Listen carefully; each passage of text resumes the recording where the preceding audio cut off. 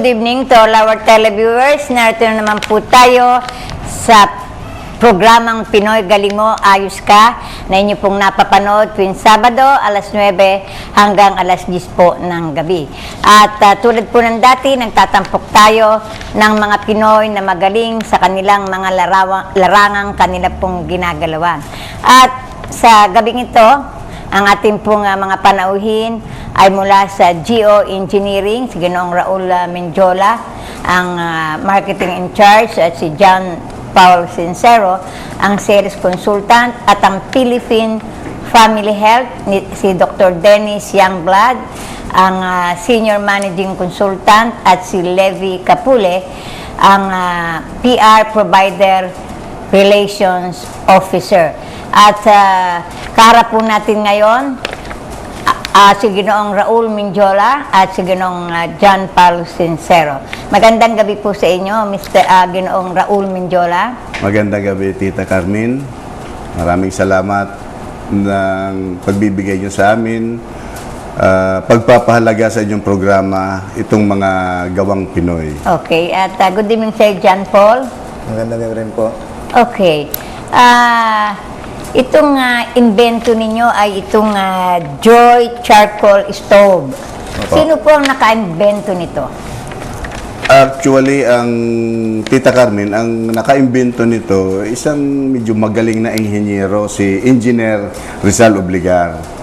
Na kung saan ang mga imbento niya hindi lang para dito sa ating sa Pilipinas, kung hindi para sa ibang bansa rin. Aha. Sa kanyang mga galing gawa. Oo. So, hindi lang, sabi nga, hindi lang pang Pilipinas, pang-abroad pa. Pang-export pa. Ayan.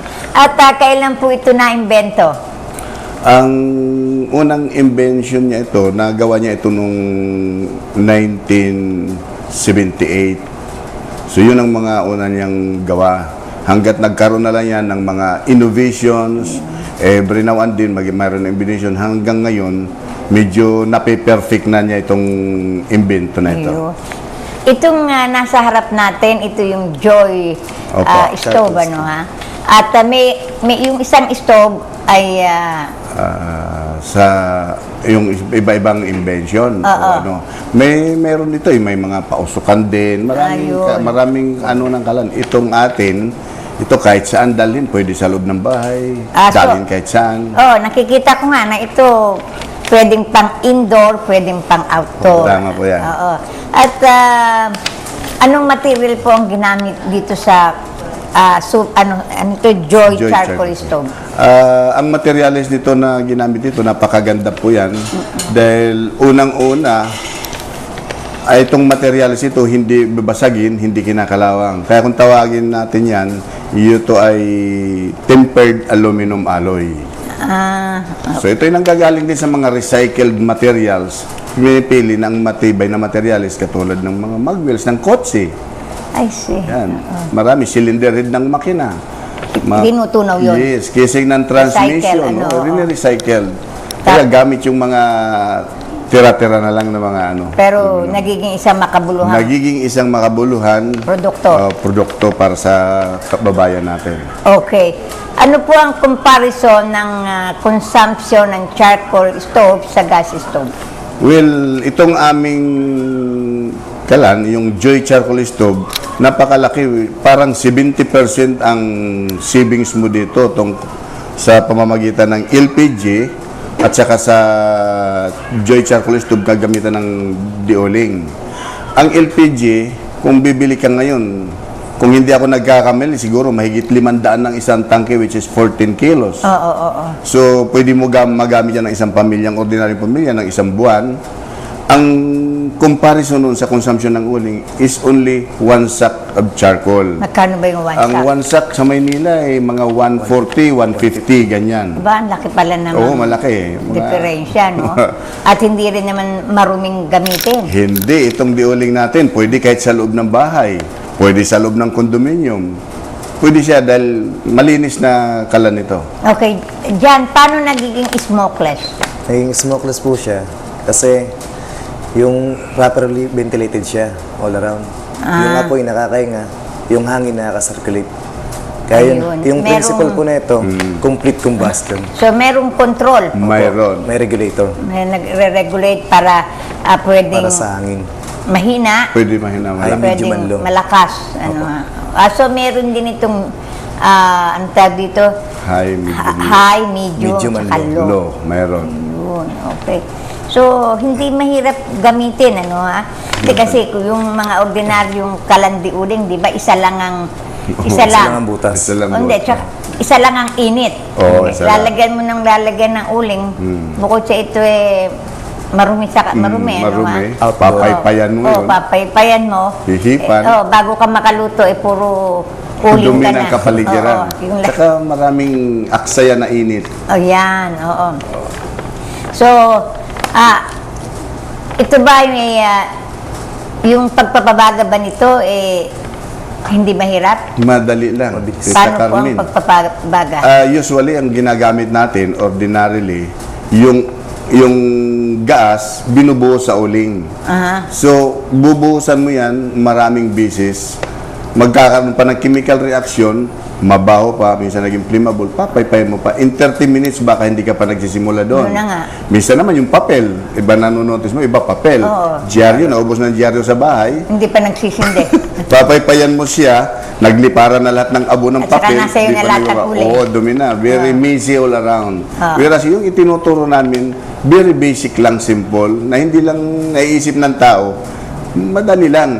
Instead na ibuhos mo yung gas sa uling, i-reverse nyo yung process. Maglagay ka na doon sa isang container na parang galapon, ilagay mo yung 5 pisong gas doon. Siguro sa 5 pisong gas, baka tumagal ng 1 buwan. Dahil kung gamitin mo ibuhos mo, 1 bisis, ubos na. Ilagay mo sa isang container na galapon, magbabad ka doon ng 3 pirasong uling. I see. Tapos, Para starter.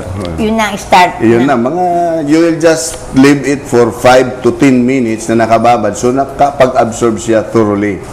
So, doon, after that, kukuha ka lang ng 1 piraso as your starter, ilalagay mo doon sa loob.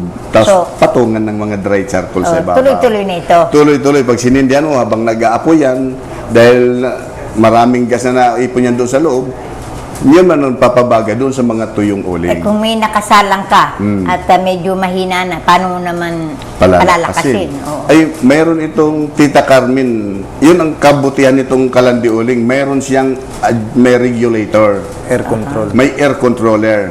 Kasi kung natatandaan natin, yung according to science, pag walang hangin, walang apoy.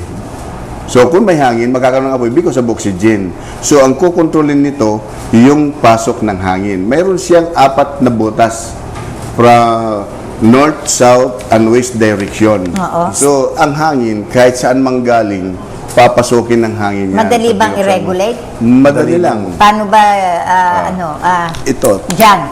Si Jan, i-ano mo nga yung... Ito Tingnan po natin yung si Jan. regulator. Air control para sa Ayun, hangin. oo. Kapag naka-open po yan, pati yung 4 na butas all around, bukas. Bukas lahat. Yan ang malakas. Yan ang high. Pagka Pag kailangan i-medium medium. nyo, lalagyan nyo sa gitna. Gitna. Diyan na lang po yung bukas, dito sarado na. Ayun. At pag Bali may low, hinang hangin, hinang apoy, and then low, walang hangin. wala nang hangin. Kusang So, mamatay na. Ayun. Pag tinakpan sa ibabaw. Tinakpan sa ibabaw. Okay. Hindi nabubuhusan ng tubig sa pagpapatay. Okay, so hindi messy. Ano? Hindi Hindi po siya messy. messy. Okay. At ito ba ay masasabi nating environment friendly? Iyan Yes, ay ma'am. tunay na environment friendly, Tita Carmen, kasi wala siyang usok eh. Hindi siya nagkakalat ng dumi, kaya pwede siya gamitin inside the house or inside the building. Kahit nasa kondo, pwede gamitin. Actually, marami kami dinideliveran mga taga-kondo. Oo, tsaka kasi kung hindi naman delikado. Hindi delikado. Oo. At pangalawa, hindi naman messy. Hindi messy. Oo. There is no danger in burning the house. Oo. Kasi walang apoy na lalabas. Nasa loob lang siya, kulob sa loob. Okay. Jan, kung halimbawa maliit ang kaldero, malaki ang kaldero, ito ba ay pwedeng iangkop dyan sa... Meron po siyang sizes ng kaldero. Joy, ayun. Ito po yung sizes niya. Paano? Kapag medyo malaking kaldero, ito na po yun. May size. Depende sa laki hanggang sa maliit. Ayun. Parang